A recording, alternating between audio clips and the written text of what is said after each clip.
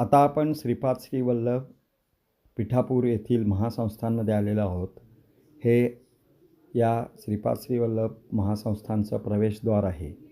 ह्या प्रवेशद्वारातून आत गेल्यानंतर डाव्या बाजूला ऑफिस आहे आणि उजव्या बाजूला इथे नरसिंह सरस्वती महाराज व श्रीपाद श्री वल्लभ महाराज यांच्या मूर्ती असून त्याभोवती पार बांधलेला आहे. तिथे औदुंबराचं झाड आहे आणि त्या औदुंबराच्या झाडाला आणि पाराला लोक नारळाची तोरण बांधलेली दिसतात. तसेच तिथे प्रसाद घेण्यासाठी गर्डल बसवलेले आहेत आणि आपण जे आता लोक जात आहेत ते मुख्य प्रवेशद्वार आहे.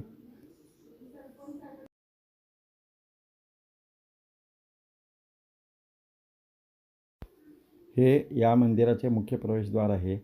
तसेच इथे हा पार आहे. या पारावर एका बाजूला नरसिंह सरस्वती महाराज व एका बाजूला श्रीपाद श्री वल्लभ महाराज यांची मूर्ती स्थापन केलेली असून तिथे लोक प्रदक्षिणा घालून नंतर मुख्य मंदिरात प्रवेश करतात.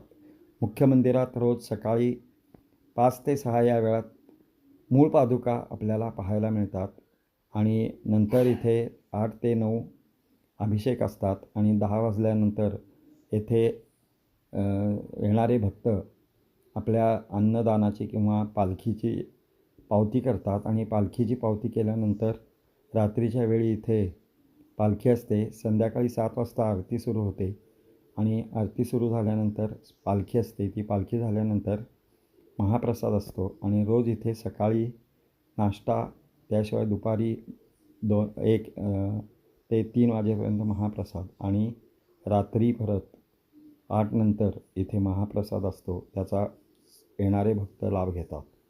तर असे हे पिठापूर येथील श्रीपाद श्री वल्लभ यांच्या जन्मगावचे महासंस्थान मंदिर अतिशय पवित्र असं मंदिर आहे.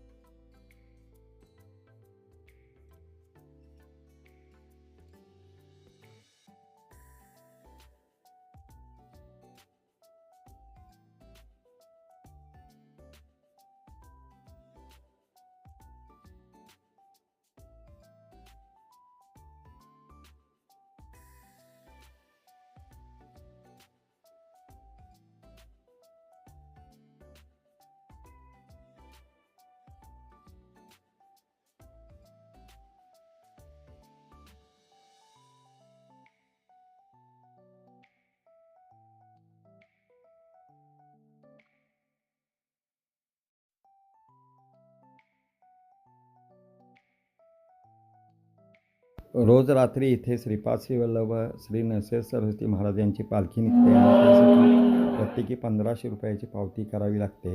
ती केल्यानंतर पालखी घेता येते. असं हे पिठापूर येथील श्रीपाद श्री वल्लभ यांचे मंदिर आहे आणि आपण पाहत आहात ही पालखी रोज रात्री 7 ते 8 या वेळात निघते.